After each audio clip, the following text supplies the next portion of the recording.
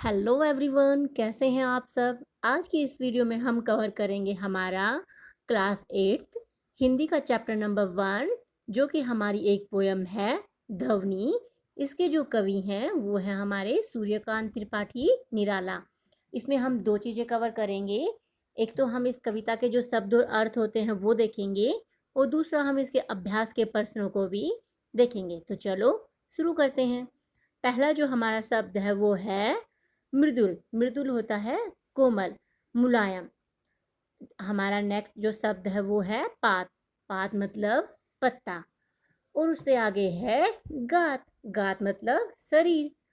और जो हमारा फोर्थ है वो है निंद्रित। निंद्रित मतलब सोया हुआ। प्रत्यूष। प्रत्यूष मतलब प्रातःकाल, सवेरा।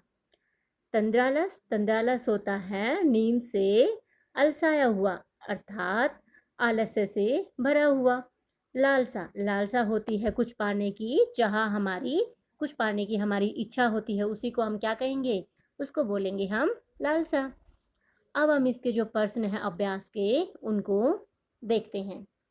पहला जो हमारा प्रश्न है वो है, कवि को ऐसा विश्वास क्यों है कि उसका अंत कभी नहीं होगा।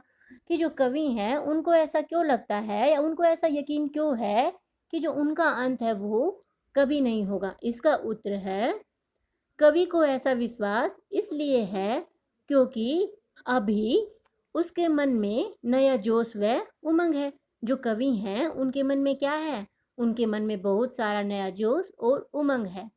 अभी उसे काफ़ी नवीन कार्य करने हैं।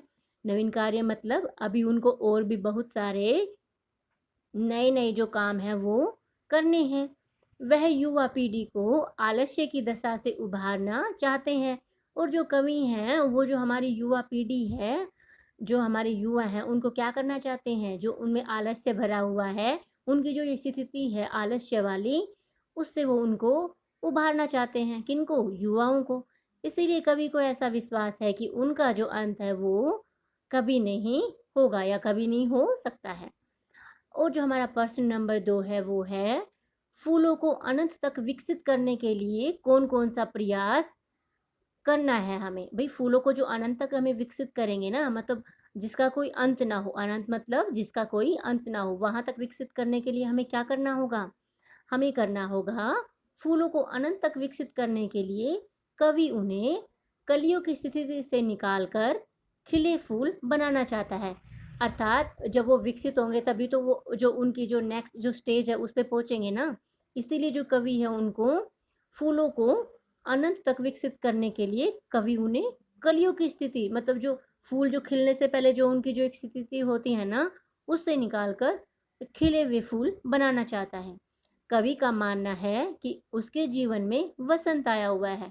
अर्थात उसके जीवन में जो वसंत है, मतलब जो एक खुशहाली है जो वसंत ऋतु में होती है, वो उनके जीवन में आई हुई है। और सबसे ज़्यादा फूल भी कब खिलते हैं, वसंत ऋतु में। इसीलिए वह कलियों को हाथों के हमारे जो वासंती जो स्पर्श है उसका, उससे उनको खिला देगा, ऐसा कवि का मानना है। वह फूलों की आंखों से आलस्य हटाकर उन्हें चुस्त व जागरूक करना चाहता है।